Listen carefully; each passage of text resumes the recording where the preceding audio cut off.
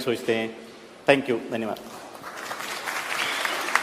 देखिए, हमारे देश का एक दुर्भाग्य है कि आजादी के बाद भारत की महान परंपरा, संस्कृति, इतिहास उसको भुला देने का भरसक प्रयास हुआ है। आपको एक परिवार से बाहर कुछ पता ही नहीं चलने दिया गया है। बहुत लोगों ने शायद बसवेश्वर जी का नाम आज पहली बार सुना होगा। 12th सेंचुरी के महापुरुष, कर्नाटक के।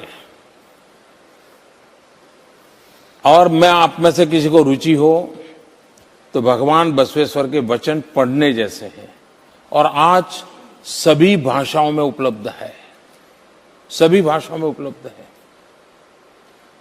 आज उनकी जन्म जयंती है, तो मैंने आज मेरे बिजी शेड्यूल में भी थोड़ा समय निकाला था और यहां पर जो पिछले बार मैं जब आया था, जिस स्टैच्यू का मुझे अनावरण करने का मौका मिला था, तो वहां जाकर के मैं खुद आज नमन करने चला गया था।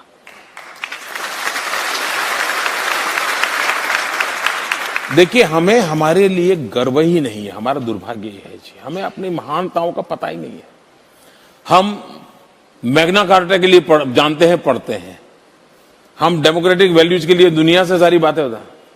आपको जानकर के खुशी होगी, 12th सेंचुरी में भगवान बसवेश्वर ने मैग्ना कार्टा के भी पहले लोकतंत्र के लिए पूरा जीवन खपा दिया।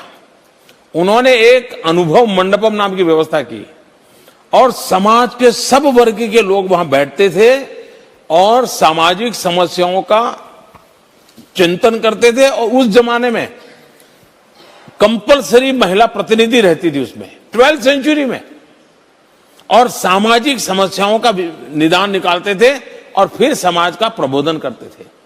हमारा देश जातिवाद, ऊंच नीच, छूत अछूत, इसमें ऐसा बिखरा पड़ा था।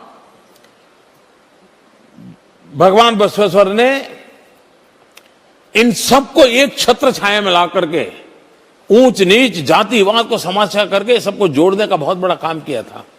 और अभी जो आपने बेसब्री वाली बात कही थी, मुझे भगवान बसवेश्वर जी की एक बात याद आती है। उनका एक वचन है, उस वचन में उन्होंने कहा है कि जहां ठहराव है, मुझे शब्द मेरे होंगे लेकिन मुझे भाव याद है, जहां ठहराव है वहां जिंदगी समाप्त है और जहां पर गति है वहां पर जिंदगी के नए आयाम की संभावनाएं नित्य नूतन होती हैं।